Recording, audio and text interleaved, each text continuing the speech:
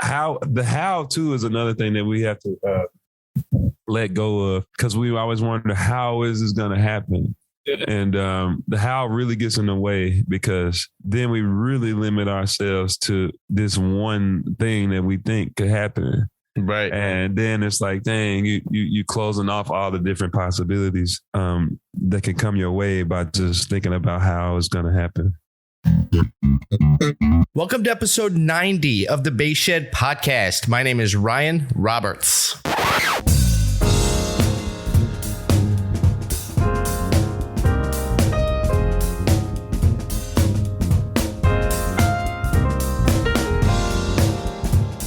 Double bass players, everything you need for the double bass can be found at lemurmusic.com. Back on September 3rd, Lemur Music held the first annual Bass Day by the Beach fundraiser. That was a wonderful event. That raised money for music education, the Silver Lake Music Conservatory, and programs that educate and assist those with autism. The folks at Lemur Music are also involved with the Jeff Braditich Foundation. The Jeff Braditich Foundation is hosting a virtual bass and cello conservatory. Classes begin on Thursday, September 22nd. You can apply for the conservatory at www.braditichfoundation.org. That is BRADETICH foundation.org. You can also listen to my talk with Jeff Braditich on episode 80 of the Bass Shed podcast. As always, stop by lemurmusic.com for everything you need for the double bass. All right, on the episode is electric bassist Brandan Brown. If you don't know about Brandan Brown, you need to know about Brandan Brown. Like here's a short little shout out of Brandon's resume. This is ridiculous. He's worked with Isaac Hayes, Boyz II Men, TLC, New Kids on the Block, Jessica Simpson, Stevie Wonder, and the Jacksons. Come on, Brandan. Dude, leave some gigs for the rest of us. You know what I mean? Like, damn. In addition to all that, Brandan won an Oscar for his work on the movie from 2005. The movie was Hustle and Flow with Terrence Howard. That was a cool movie. Brandan played on the soundtrack. Yeah, it was dope. I didn't actually know that. I didn't know that he played on the soundtrack, but he won an Oscar for it. In addition, Brandan also leads his own group, the Brandan Brown Collective. He'll discuss the group, as well as coming up in Memphis and the scene in Memphis, and how the passing of Dr. Martin Luther King impacted the scene there. Definitely check out Brandan online. His Instagram handle is @PastorFunkIG, and the handle for the Brandan Brown Collective is _BBC_. I'll have both links up at thebassshed.com/podcast/Brandan Brown. And here it is. Here's my talk with the pastor of funk himself, Mr. Brandan Brown.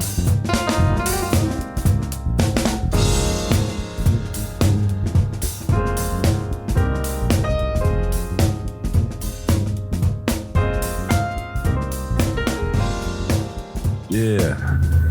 How you doing, man? Yo, I'm doing great, man. Thank you. How about yourself? Cool. I'm all right.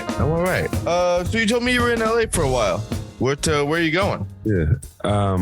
Where am I going next, or where was I? Let's do both. Where were you? Well, I had a few things with my band. At the BBC. We had a show. We had a festival, our first European festival in Amsterdam, and it went really great. And we played a gig in Greece as well. It was a wedding gig, actually. Okay. Greece, which was really, really cool. Again, playing like our original music. So that was nice. And then before and after that, I was with the Jacksons in Toronto and Philadelphia and some other cities too. They kind of slip in my mind right now. Yeah, it all just runs together, right? It kind of does. Yeah. Cool. Let's go back. I know you're from Memphis. Yes, sir.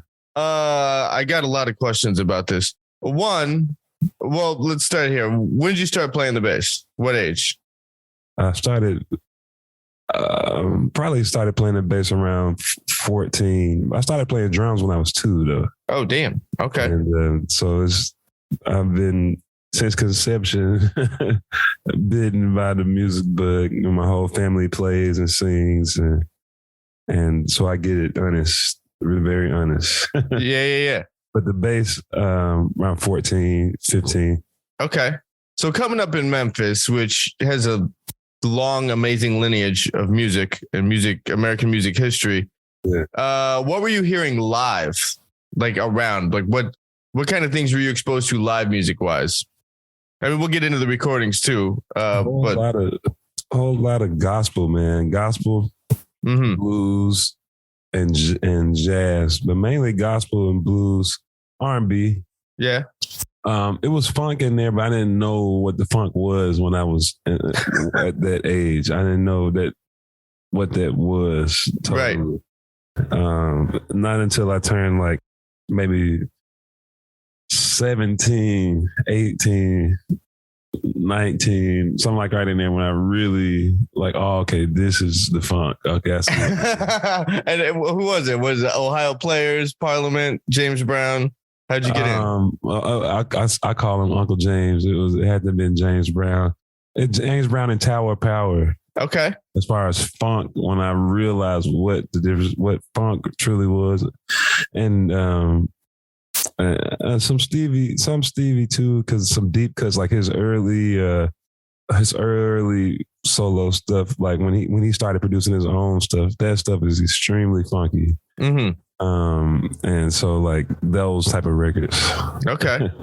Yeah. And I did the Parliament Funkadelic thing. I really, honestly, I didn't even get soaked that in until maybe 2000 and believe it or not, 2017. Oh, that's recent. 18, when I was really, because I wasn't, I didn't dive deep in their music like that until about 2017. It's a different thing, man. They had, I mean, I'm kind of similar. Like I didn't get into them until later, because it's like I was, still learning about harmony and still learning about how to play a bass line through changes and do all this, and they're not. You got the one chord. So it was kind of both over my head, and I thought it wasn't interesting because there wasn't a lot of harmony. So I didn't get into it till later, but then then once I began to understand it all. You see how much harmony is really in there. Right. Understand it, right? Yeah. It doesn't seem like that at first. Totally, like my thing was my family is more conservative, so they didn't even look at that music the same. They didn't even want me listening to that music when I was a kid. Okay, because of the subject matter. And a lot of different things. Because grew up in a religious, but not super strict, but religious household. Okay, back in Memphis. Okay, yeah. Okay, but you're playing in the church. What age did you start playing in the church? When I 2? Is that when you started playing the drums at 2? I mean, I started playing drums in church for real. When I was about 11, 12, I started getting paid to play in church. Okay. So they would, and my family, they wouldn't let me play any fast songs. I had to only play ballads until I learned how to make the ballads feel good, and I couldn't play any up tempo. Really? Yeah. So that I attribute a lot of my musicality to that. I hated it then, but of course that discipline took me so long because I had to learn how to be musical. I had to learn how to use dynamics. I had to learn how to use structure, and this was on drums, at that time. So being musical on the bass is an easy transition. That's kind of killing, man. Instead of parents just being like, "Oh, that's my boy, he's playing," and just like let him go. Like they're like, no. All right, you had your turn. Come on out. They're about to do something up tempo. Seriously, it's hilarious. It's hilarious. I'm thankful for that, but it was like I said, I hated it then. Oh Lord, but it was good for me. Yeah, for sure. So then, what year do you come out here? 2007. Okay. 2007. I was 22. If you're going by years of age. Yeah. 22 when I came here, which was really exciting. Okay. Really exciting. What brought you out? Just give LA a go, or did you have some? No, it was I was being obedient to. I guess again, everything with me is spiritual. Mm-hmm. It starts from a spiritual place, and then it manifests itself in real time. Like my band, the band that I was in at that time, a band called New Genesis. Okay. We had a bunch of records and stuff that we put out. Like, I've been releasing original music since I was like 17, 18, 19 years old. I got a bunch of success from that, like locally and nationally too, with some things. I was signed to this thing called to a label called Hypnotized Minds as a producer and bass player, which is 3-6 Mafia's label. Okay. So the song you hear, I played on a bunch of classic bass lines, like It's Hard Out Here for a Pimp, that got an Oscar award. Yeah. Hustle and Flow, right? Hustle and Flow, yeah. I like that movie. Terrence Howard? Yep. Yeah. I was 19 years old, and I played on that Emmy-winning song, Oscar-winning song, which is really cool. Yeah. And did you get the statue? And no, I get a certificate. Okay. For playing on a big participation, but I don't get a statue. Okay. But I got the credit for playing on it. Yeah, so dude, the credit's better than all of it. The credit's better than all of it. It's really nice. And then, forgive me, what was your original question? Forgive me, I lost track of thought there. I did too. I was thinking about the movie. Yeah. What I don't know. Where LA. Yeah. So my band moving to LA. Everything is spiritual. We did a fast for 8 hours, 7 days, 8 hours, no food, no water. Mm-hmm. We were just meditating and praying, and then at the end of the 7 days, we heard, move to Los Angeles. And who was this? Was this your family, or was this some musicians? This is my band, New Genesis, that I was in. Okay. And I transitioned to so many other things, because in that band, we all grew up together. Mm-hmm. From like middle school on, some younger than middle school, and ended up coming out here and kind of.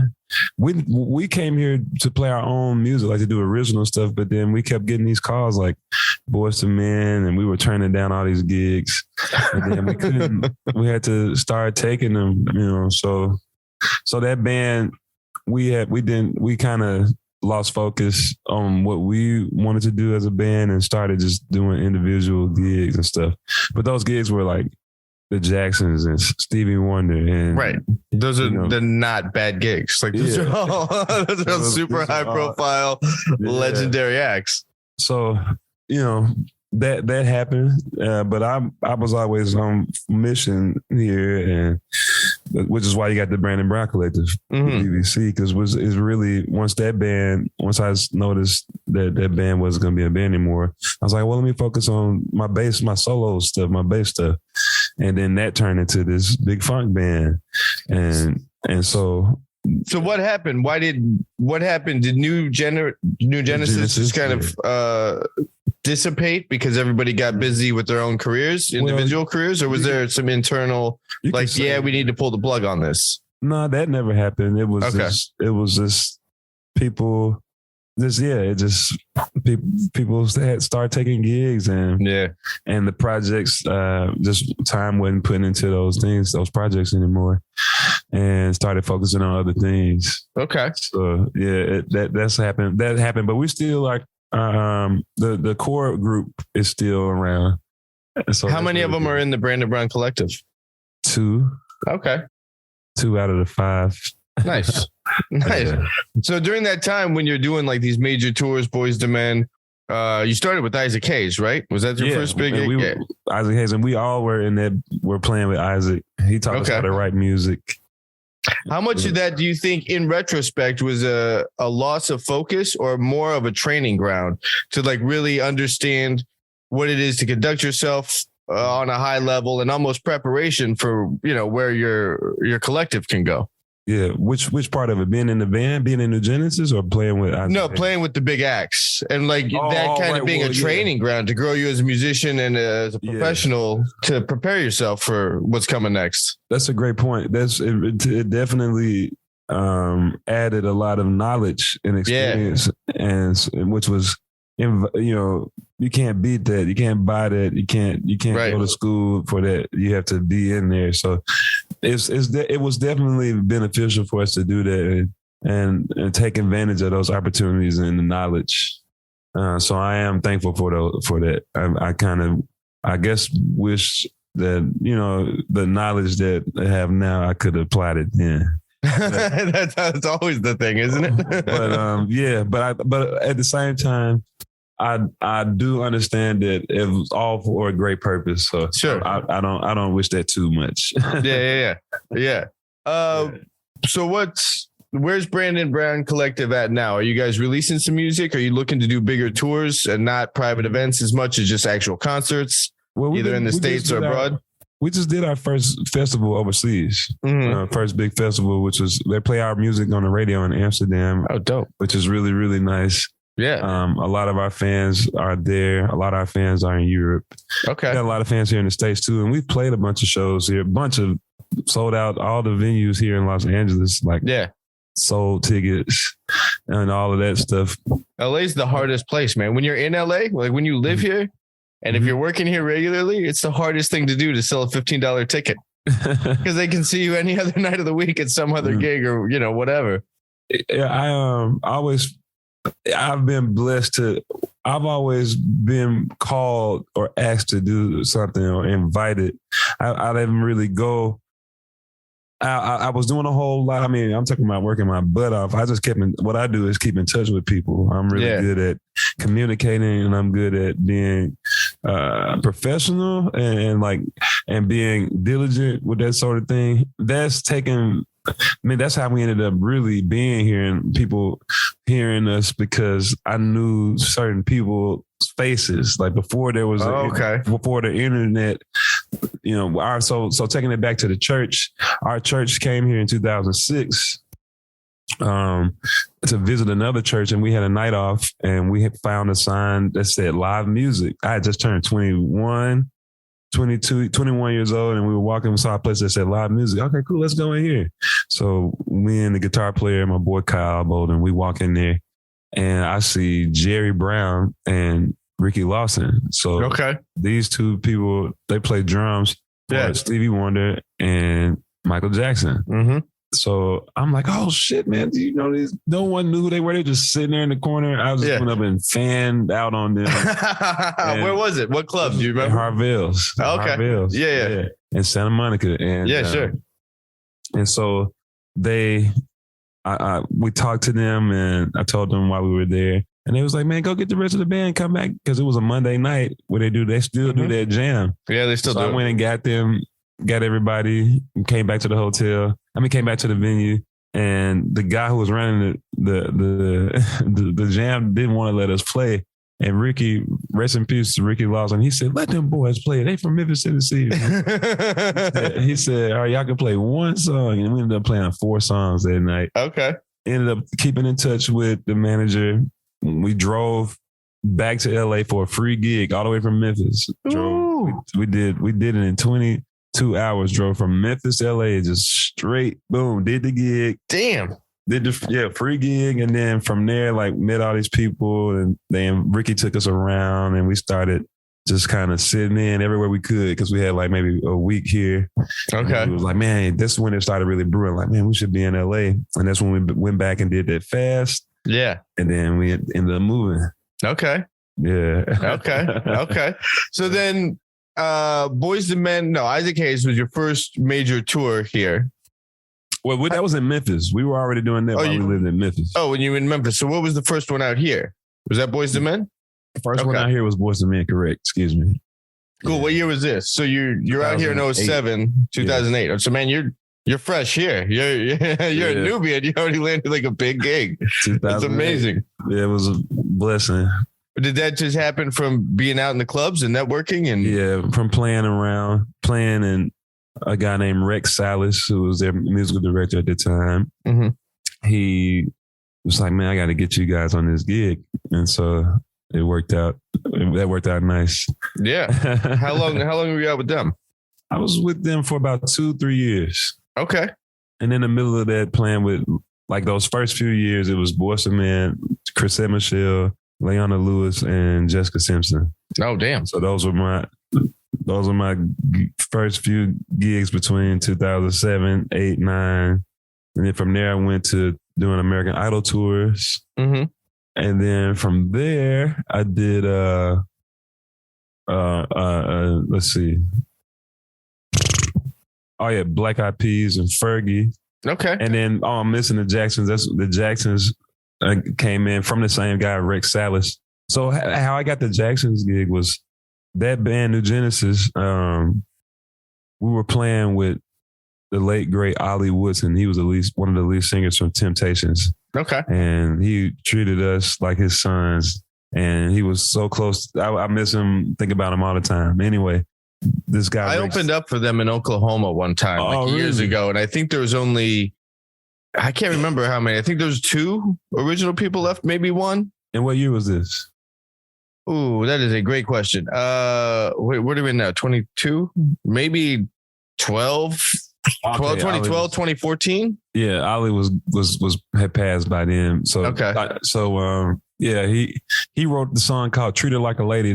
Like a big hit song. He wrote that song, and anyway, Rex saw us playing with him, and he was like, "Man, I got this gig for y'all, man. This Michael gig is coming up." We were like, he would always tell us this, and because he's also Janet's MD. Okay. For a bunch of years, like the Rhythm Nation and Velvet Rope tours, he was the music director. And he's also married to Rebe, which is the oldest sister of the Jackson family, married to her daughter. Okay. So he's a Jackson. Yeah. And so he was, he said, I got this gig for y'all. And he was talking about MJ. So we actually got called to be MJ's band. Damn. And I was ready. I already knew all the songs, ready to go, because he was going to change his band. But he passed away before that could happen. Mike? Yeah. That's when Mike passed. And so when he, and from we were talking about Michael Jackson, and I like to say this too. I've always felt like MJ is my angel ever since I was a little kid. See, my mom, that's how I learned how to play the bass, was learning the Jackson 5 songs. Yeah, Stevie Wonder, the Jacksons, Marvin Gaye. I'm a Motown kid. Basically, and so now, did you to hit pause real quick? Did you identify with the Motown label more than the Stax label? Oh yeah, most definitely. Because, what do you think that was? Like, I'm fascinated by music and geography, and like Memphis had a sound, and their approach to soul music and Johnny Taylor and all that was much different than the Motown thing, and drastically different from what was happening in Muscle Shoals. But they were all, it's all soul, but it's all a very different version of it. Totally. So what was it about Motown? Because it was pretty. Yeah.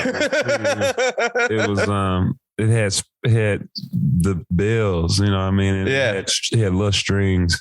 It had the bass, which was like all over the place. It was so melodic. It was so groovy, and a lot of times like pretty hot in the mix.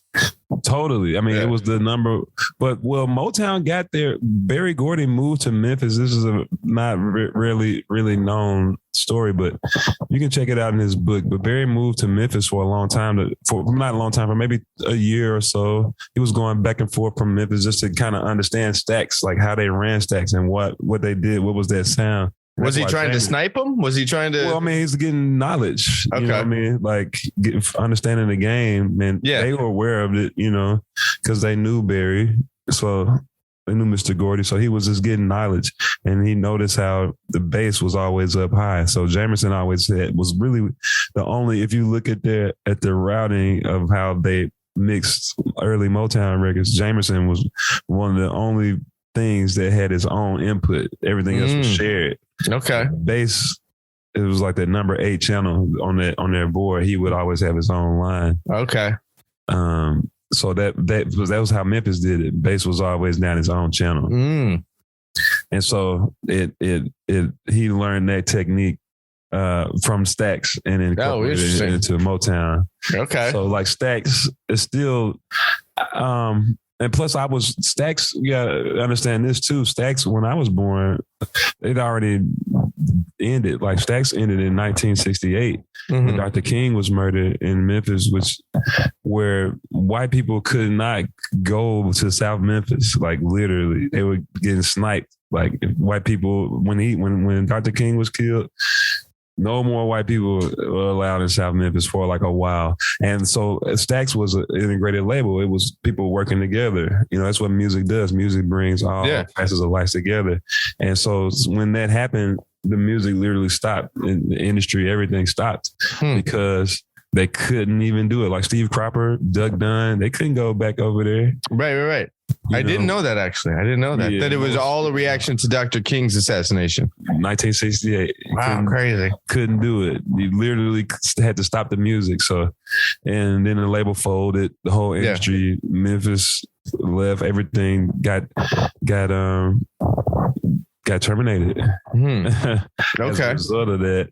And so, which is another reason probably why Motown stuck out so much. And I have a lot of family from Chicago. So I would, when all my Thanksgivings and summers, I was up north listening to all the Motown stuff. Yeah. You know, and so it just really just hit me. My mom used to get teased for being such a big Jackson 5 fan. It was crazy. And so then my son ends up being their MD and bass player. And I had Jermaine call her for her birthday several times. She's just going crazy. Oh, that's awesome. You know, stuff like that. You know, so it's funny how things can turn around for you. Through all these different ways. What did it feel like the first time you get to a rehearsal with Stevie or the Jacksons or any of these legends that you were growing up with, and now all of a sudden you're in the room and you're on the gig? Like, it's really cool. What was that? This is a dream come true again. Like for me, I actually expected those things to happen and wanted those things to happen, and knew that the love that I had, like, I just expected it. So I wasn't too surprised. I was just extremely happy that I was able to witness it. Yeah, that it was coming to fruition and all that. But you know, I'm always thankful, but I knew I deserved to be there, and I knew that I loved it so much. Yeah. And that the love just shined through everything and allowed me to be there. That's how I feel about it. Nice. I mean, did you struggle with self-doubt and wondering if you know, I think that there's some kind of term for it now. I believe it's called imposter syndrome, where it's just like you think you're not really ready or equipped to be in some of these chairs or, you know, graduate to these different things in life. Did you feel a sense of that? Or was there always a deep-rooted kind of like, yeah, cool. Yeah, I've been waiting for this since I touched the bass the first time. It's about time that I'm, you know. Yeah, I didn't look at it really any of those either way like that. It was just natural flow of progression. Like, it's just, this is supposed to happen. That's how I felt. I felt like this was no, I'm not surprised, because like, of course this would happen, because I put so much time into it, you know, so much love and just, I don't think low thoughts. I do my best to always keep my imagination open, you know, to all the different possibilities.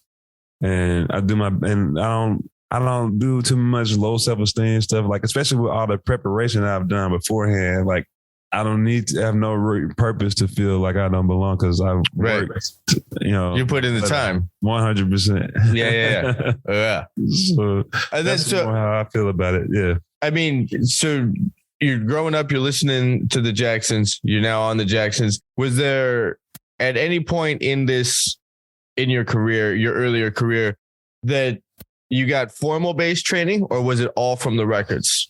That's a great question. So I had, when I was 15, I took a bass lesson, and a guy, God bless this guy, but he was just like, I can't really show him things right now, because he says he's at a level where he's still discovering things for himself, and also he's doing things that I'm not doing yet. And so it's a very weird time. And that was when I was like maybe 15, 16. So it was a very interesting time. So I did do a lesson. But I mainly, man, I was also blessed, man. So how I started playing the bass is because I was Jermaine Jackson, like, as far as visually, I want to be like Jermaine Jackson. Then when I heard Victor Wooten's version of Overjoyed. Yeah. Show of Hands, right? Correct. Yeah. Which is another Motown song. Ironically enough, I started crying, man. I was like, yo, I got to learn how to do this. Yeah. And I never even heard the tune. And I think I heard Wooten do it first. And then I had to go backwards. Yeah. Exactly. That's cool. That's the beautiful thing about discovery, like, and art. Like, you don't know how it's going to come at you. Right. Like, but then when it does, you go deep and see like the origins of stuff. You're like, wow, he created this from this. Yeah. Wow. Yeah. And so Victor Wooten. Okay. So then when I'm 16, 17 years old, the internet is like websites are coming out and Victor's posting about his Bass Nature camp. I applied for it the first camp. I didn't make it. I was devastated. Yeah. Second time, Victor Wooten calls my house. My dad is like, hey, Victor Wooten's on the phone for you. I was in my room practicing. I was like, yeah, right. Yeah. He's like, no, I'm serious. And I pick up the phone and it's really him. It's like, oh, shoot, Victor Wooten, man, how you doing? Hey, Brandan, we'd love to have you at the camp, but you're underage, so we just need to get your parents' permission. You need to have a chaperone. Okay, cool. So my parents couldn't take me because they're working. So I thank God for my big cousin, Nate. Okay. He took me to the camp, and also my brother Stanley went with me to drop me off, and my cousin Lance. And so we all got in the car and rode from Memphis up to Nashville, which was actually, it wasn't in Nashville. It was in a park, which is now Wooten Woods, that he actually ended up buying. Oh, really? But it was at Montgomery Bell State Park. I'll never get this. And right there on I-40, which is, I'm from Memphis, so he's right up the road, you know? Yeah. So like for me, like when I tell you like things that mean something to me, they always happen. Like it's very specific. And so like even with Victor Wooten calling my house when I was 16, you know, so that's when I actually had bass lessons because it was with Victor Wooten at the Bass Nature camp. So it's Victor. So your first lessons were with Victor Wooten. Victor Wooten doesn't suck. Reggie Wooten, you know, Christian McBride, Edgar Meyer, Chuck Rainey, which we have the same birthday, June 17th. Oh, really? Yep. And then of course the great Steve Bailey. Mm-hmm. So all these guys were there on that first camp, and Anthony Wellington. Oh yeah. Divinity. I was so nervous because how you have to introduce yourself to the campers is you just play. You play 30 seconds to introduce yourself on the bass. No, saying no words, just playing. And I was so nervous. I got up right in the middle of it and had to go, and I threw up and diarrhea all over the place because I was just so nervous. It's like meeting Michael Jackson. Like imagine a singer and a dancer, and then Michael Jackson calling your house and inviting you to his camp to learn how to sing and dance. Right. So that's how that was for Victor Wooten as a bassist.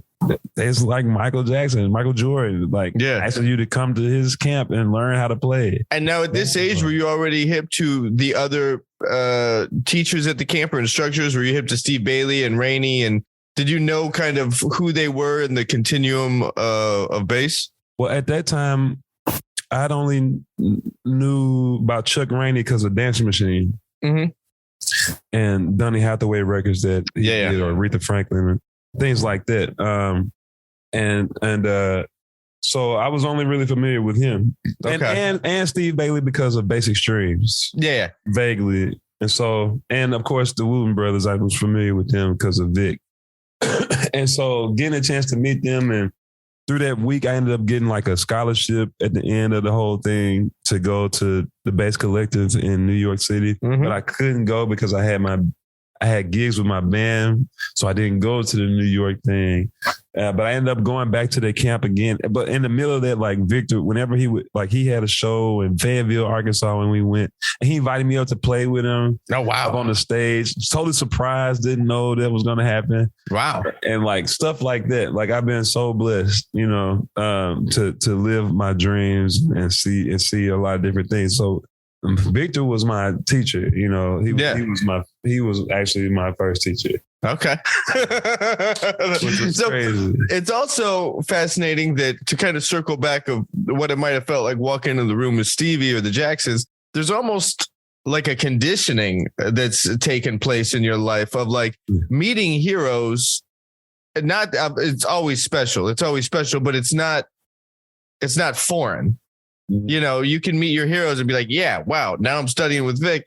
Okay, cool.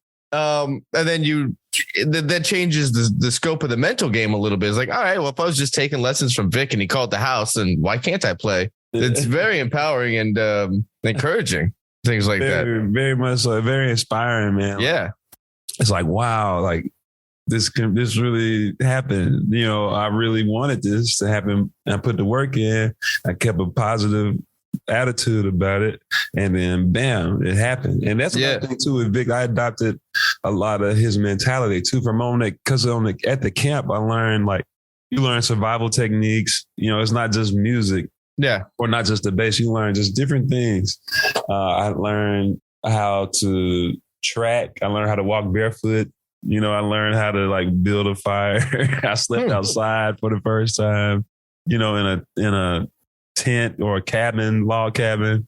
It was some really cool experience. What's the tie-in to music with the nature survival things? Well, it was about being aware, paying attention, working with others, like not speaking with others, or speaking. Same with music, like. And we got a chance to see Bela Fleck and the Flecktones, which is the most amazing thing. Like the whole band, they came and did a surprise performance. Yo, that's the coldest shit. I've seen them live a couple times. Like that's my favorite. Like, I'm a huge Bela Fleck fan. I went down the rabbit hole and bought all these records he was on, not only with Edgar Meyer, but this band he had in the 80s called Newgrass Revival. Yes, I know that band. Yeah, I'm amazing music, bro. Like just next level, like hillbilly shit, man. But on some amazing, it's amazing. Like Hillbilly meets Return to Forever, right? It's incredible, bro. It's incredible. I love that band. I used to listen to Left of Cool religiously. Yeah, that was the record. Oh man, you bring it back some memories.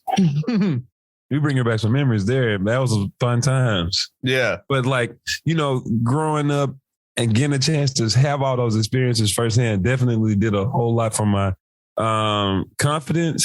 Sure. And a lot for my my mindset of what I believe to be possible. Yeah. What's kind of, how are you, where's your mind at knowing that and that being your mindset? How are you putting that mindset towards the Brandan Brown Collective right now? Like, what kind of things are you, I don't want to say manifesting, because I think that word there's some gray area in that word that I don't always like. Believing in because yours is more of a faith thing, but an assurance. It's not just this, I'm going to speak it into existence. That's why I don't want to use manifest. Right. Yours is an assurance of something that's you can't prove yet. Right. I think what manifesting is just a result of things that happen in your life. That's manifest. We have those all the time. Like, people put a lot of emphasis on manifestations, but it's just like breathing. You're going to breathe. Right. It's going to manifest, you know, and it's not that deep, right? Yeah. Like how you're saying.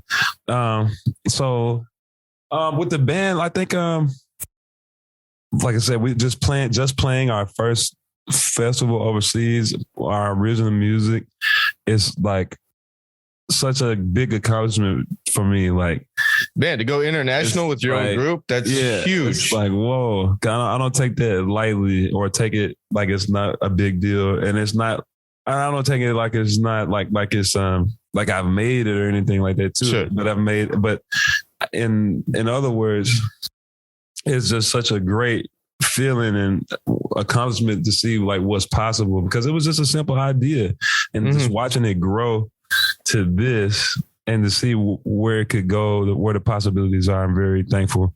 So mainly what I'm doing is just, we have new music that we're putting out this holiday season. So that's going to be nice. And is there any relation to the holidays? Is it holiday music? Maybe not. No, this is going to be some fun. This is going to happen. Honestly, I'm burnt on holiday music. Either you need to like can all the old stuff and someone just needs to come out with some new stuff, Yeah. Or we just need to do away with it altogether. But I can't handle another 40 years of listening to Rudolph. You know what I mean? Like, we That's just so need to do funny. something about this. Yeah. It's those songs I think are good for those publishers that wrote them years ago. Oh, yeah. It's great for those people. You know what I mean? Like, that's how I look at stuff now. I'm like, oh, okay, well, that's going to be good for their families because it only happens like once a year where they can rack up on so much money. On spins, you know. So, but I feel you. Christmas music, I think it's just a good time to put out music because people are probably interested in hearing something new around that time to play. Sure. So, I agree. That's more or less the motivation for this because I know people typically will be with their families. So, that'll be cool. And I think during that season specifically, there's definitely going to be music on. You know, whatever the gatherings are. If you're doing family dinners or business dinners, whatever, people are playing music, you know, a lot more maybe that time of year, which is nice. Yes, it is. Yeah. So is that going to be a full length thing you're doing? Is it going to be a full length record, another EP? Yeah. It might be 10 songs. Okay. Putting all our songs out, like the singles that we have, we're going to put them. Those singles that are out now, plus some more songs are going to be put on there. Nice. So where are you at in the process now? Are you kind of just curating the tune list or is there artwork? Yeah. Oh, wow. That's almost done then. Yes, it is. Yeah. Did you do the artwork? I'm excited. No, I didn't do it myself, but getting it commissioned, yes. How did you approach the artist? Like, did you give them a concept? Did you give them some... Did you have them check out the music and just be like, yo, however the music moves you, work it out? Yeah. He listened to the music and I had a concept and I liked the artist's work previous to working with him. And I was like, so I'm like, oh, could you maybe do something like this or that? So let's see how it comes out. All right. So being from Memphis, have you guys done tours in the South? Yeah, we played back home. Yeah, we played back home. As well received, not only from friends and family, but the greater from people that didn't know us. Because I actually, my fan base. So I left when I was 22. So the fan base that I built while I was there, I don't have them that much anymore because I was gone all those years. So it's cool to just be building up, and because people, especially when I meet people now, they're like, man, yeah, we were like a folks a legend, like a tall tale or something. It wasn't real. So when we do go back home, it's nice to get the love like that and play back in Memphis, and it's like, wow, this is great. And then people are so talented there. I mean, like, good God, there's so much talent in Memphis. Yeah. So much talent. And so I'm happy to see the city getting a chance. A lot of people that are from Memphis are starting to really be known and stuff. So that's good. Yeah. It's really good. Nice. Mm-hmm. Is this a big DIY project for you? Are you self-managing the collective? Correct. Yeah, it's me and I have a manager that I work with that I bounce ideas from, but that's kind of just it, really. Okay. Yeah. What words of advice? Because I mean, the DIY market is easy in some senses because everybody who creates something can put it somewhere or whatever, show it off on social media or streaming platforms. But have any advice from, like, you've been on the road with majors and you've been in the game and you've been around like the industry of the industry, like the heavies. Yeah. So, and I'm sure you've probably gleaned some things from that and how the industry works so you can apply towards the Brandan Brown Collective. Mm-hmm. What advice would you give to people out there on the DIY tip? Man, it's so many different ways to play the game because you can buy your way into it. If you got the pockets for that, then do that. Yeah. But if you don't that's the suggestion. Seriously. Have you got the money, pay for it. If you do, just pay for it. But if you don't, build up your fan base by having great music, great shows, having great a great look or something that's just gonna get people interested in your music. Yeah. Because the fans, it's all about the fans. Sure. You gotta have fans, you gotta have people that's interested and want to like hear what you're doing or see what you're doing. And if there's no demand, then why supply? You know what I mean? Exactly. So that has to be there first. And if you're not gonna, like I said, if you're not gonna buy the numbers and buy the fans, then just keep pushing your thing. Keep pushing it as best you can in whatever creative ways that you can. And also, I would say, really learn how to like. It's not a fairy tale, but use your imagination. Like really, only think about what you want. Like, what do you really want? Right. And like, don't be afraid to dream. Yeah, and then like that's beautiful. Once you have what it is that you want, then work towards that. Work towards that. Like only think about that. Focus on that thing, and before you know it, man, the universe, God, whatever you believe in, this thing will send you all the people that you really need. Yeah, you won't have to go out searching for it. I know for so long I was like, man, I wish I had this. I wish I had a manager. I wish I had someone to kind of help me organize this stuff. And I was looking, and one day I stopped looking. And then, bam, found the right person. It's so interesting how it works. Because one thing I do know about the world, and I study quantum physics and this sort of thing a lot. So, like, whatever you're looking for is not looking for you. Once you stop looking for it, then it's going to look for you. Really? I've noticed that concept kind of in life before, and I kind of think about it if like. You put like a beach ball in the swimming pool or in the ocean or something and you're grabbing at it, the waves push it further away. Right. You know, soon as you stop reaching for it, maybe the water flow will just bring it back to you. So I've noticed that in life before, but coming from a more maybe academic approach than a beach ball in a swimming pool, how does it kind of relate in your mind? How do you make sense of that concept in your mind? Nice. That's a great question. So it's about really focusing on what it is I really want. Because typically we think about shit we don't want. Mm-hmm. In general, we end up thinking about it like, oh, what if this happens? What if this happens? Or it's a defensive game, isn't it? I could 100% agree with you that I don't want this, but what do you want? I don't know. I just know I don't want that. So you're just defensive. You're not really opening to be offensive at all. Right. So we don't know that's what we're doing. We're focusing on what we don't want, which results into more of the shit we don't want. Right. So then once you really break down what it is that you do want and then only really focus on that, meaning you writing down your ideas that you have, when you have your imagination, your visualizations or whatever, you write down what you saw. Yeah. And so you remind yourself of, oh, this thing is going to happen. Or I desire this thing, so let me not do this so I don't mess this up. Or let me spend a little extra time on perfecting this, so that way when the opportunity comes, I'll be ready. Mm-hmm. You know, this is how I break it down. Like once I have a goal in mind, then I just really focus on it, and I do whatever work I can do on my end to make sure that I'm ready for it when it comes. So that way, when it comes, bam, I've already. But you're not chasing. You just prepare. Yeah, but I'm not exactly. I'm not chasing, and I'm expecting it though. Too. Yeah, I'm preparing and expecting. I'm in a state of expectation because I know that this is something I desire and I can have it if I really want it. And so it's definitely taken a lot of practice and me I wasn't even aware that I was doing this stuff. It wasn't up until maybe like 2016 where I became aware of how to apply this knowledge. Like I was doing it naturally, but I didn't know I was doing it. Okay.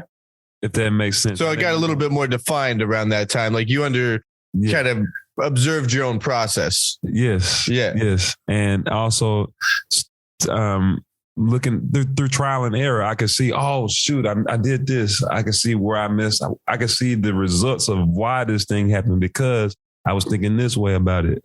Mm-hmm. Because my mind was thinking these things, and then I got the result of that thinking. Right. So it's like, once I changed my thinking about everything, I was like, I was already doing this before. Okay. Yeah. Okay, got you. I was just thinking Victor Wooten. I was just thinking Stevie Wonder. I was just thinking the Jacksons. I was just thinking, Motown. I was just thinking playing my bass on large stages, or I was thinking just playing on hit songs. I was thinking about being successful in the music industry. Okay. And then it happened, but not really because I really didn't do too many auditions, man. Like I didn't audition for the Jacksons. I didn't audition for American Idol. I didn't audition for none of this stuff. Right. It was all because I was at the right place at the right time. I was prepared. Someone might have made a suggestion. Someone saw me playing somewhere and asked me, so it was how to is another thing that we have to let go of, because we always wonder, how is this going to happen? Mm-hmm. And the how really gets in the way, because then we really limit ourselves to this one thing that we think could happen. Right. And then it's like, dang, you closing off all the different possibilities that can come your way by just thinking about how it's going to happen or worrying about it. You mentioned kind of writing down. Is that part of your process too? Do you write down some of these things where you'd like to see yourself, and do you go back and revisit that? Do you make it tangible in that degree? Right here. Okay. For everybody just listening to the audio of this, Brandon just held up a very full notebook. They're all over the place. I got the little ones. I got these. Okay. Okay. Full of. They're all written down, because in the Bible it says write the vision and make it plain. Mm-hmm. And I also believe in once you put pen to paper, then it's like you putting it out there to the world, and then you're also showing yourself it's like reminders. Because when I go back and open these journals, I was like, I did this happen. Okay, I wrote this down. Do you keep a record? Do you go back and write down let's say, in one of the notebooks, it's play with Stevie or play with the Jacksons or beyond. Do you write down well, this is how it happened, and then kind of reevaluate the whole process? Man, when I was 16, I wanted to play with the Jacksons. This many years later, touring with the Jacksons. Yeah, but it happened because I met this dude, just did my business, prepared for it. Did you write down to encourage yourself? That's a good question. I don't think I ever wrote it back down in retrospect, but I think things I write down in the flow. Yeah. I'll go back and read it and be like, oh, shoot, this really happened. Yeah. So it's more. That's empowering that you realize the successes you've had. It's easy to be just in the moment, forget, be in the moment, kind of looking forward and forget about all the things that came to pass in a positive way. That's really easy to forget, I think. It is. Yeah. We're programmed to remember the negative stuff too, more than the positive stuff. And we'll go, and the first thing we'll typically do is talk about the thing we didn't want to happen. Right. It's so interesting how we program. But I learned, I started recognizing, oh man, I need to stop talking about things I don't want. Yeah. I need to stop acknowledging things I don't want. And then when I have those thoughts of things I don't want, I can tell myself not to agree with them, and then start thinking about the things I really want. And then, so that way I can stay in that flow. But that's the work. That's the hard work, so to speak. When and these are in quotation marks. Yeah. Hard, because people think we have to work hard and all this stuff to make it. And if there's value in being diligent, but you can work smart and not so hard where you're breaking your back and you're not getting rest.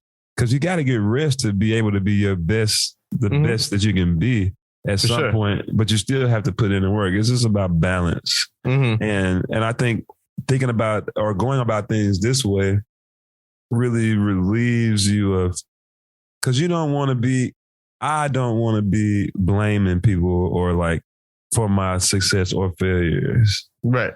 It was this person's fault that this didn't happen, or because of this person, this happened. Well, really, no, I had to be the one doing the work. I can hook up somebody with a gig, and they'll say, "Oh, Brandon, you did this," but yeah, I gave you a chance to go improve yourself. Right. You know, it's not that I did something, because you still have to go and do it. So, you know, I started breaking all those things down, and it started making a lot more sense. Yeah. So the diligence that you invest in is all the mental and heart game of it all. It's just staying like really committed in an expecting, assured way, and mentally, you're mentally kind of in it, and like keeping your mental game on point. I mean, obviously, you've clearly put time in and hours in on the bass, and you understand the style and blah blah blah. But I think you're right, man. I think so much of all of it is strictly about like where you're at in it. Right.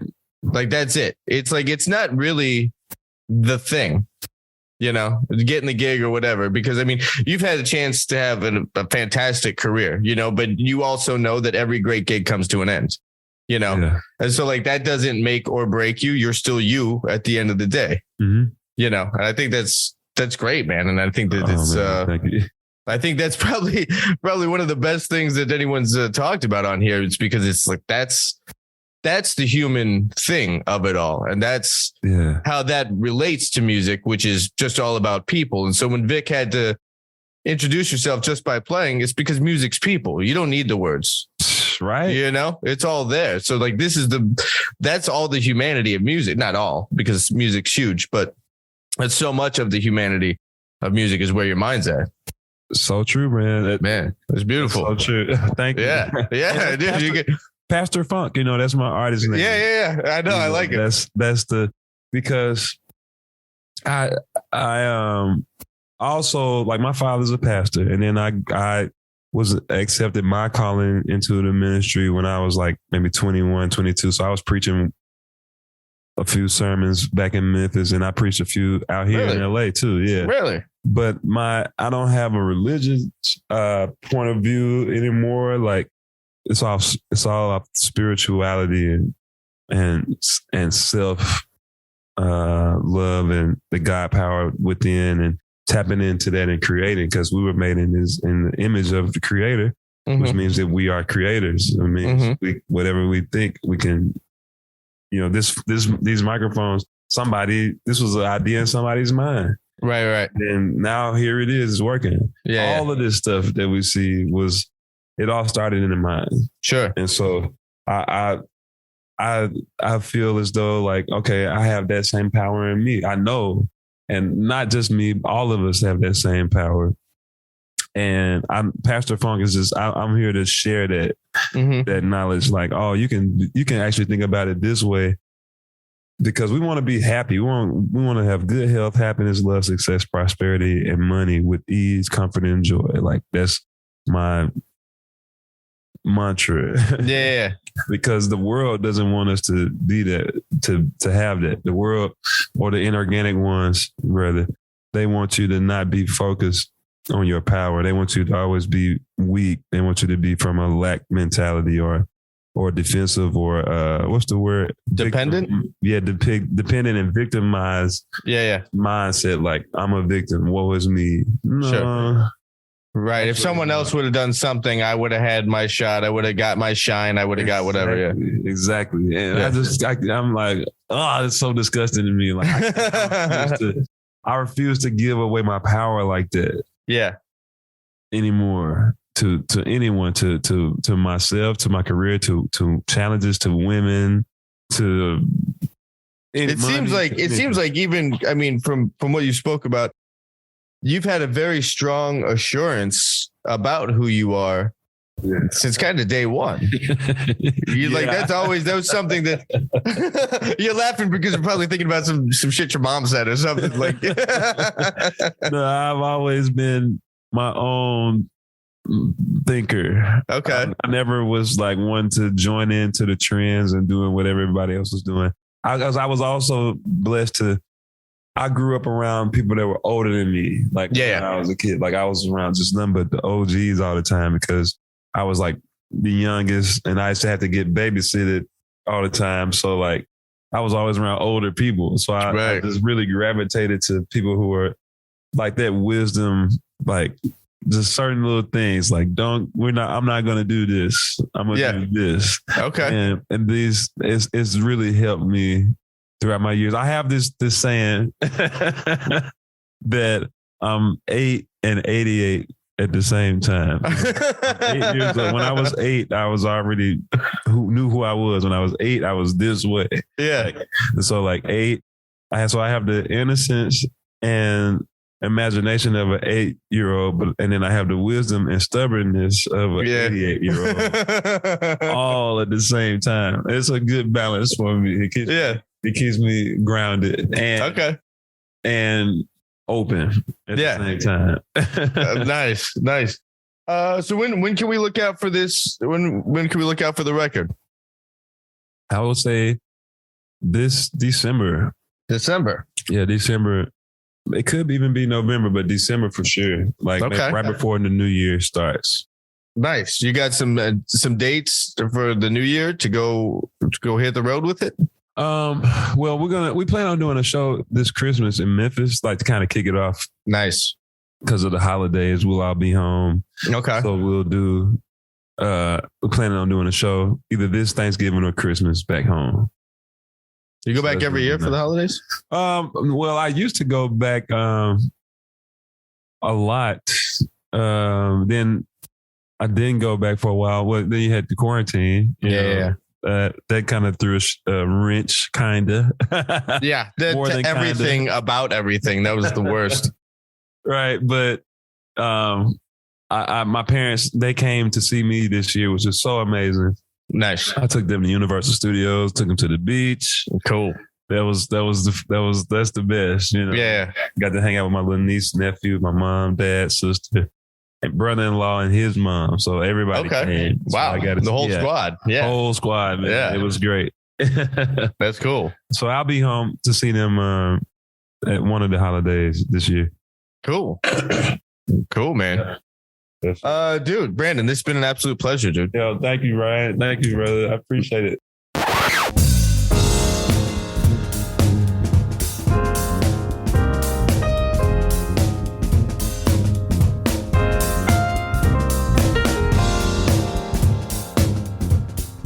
All right. That was my talk with Mr. Brandan Brown.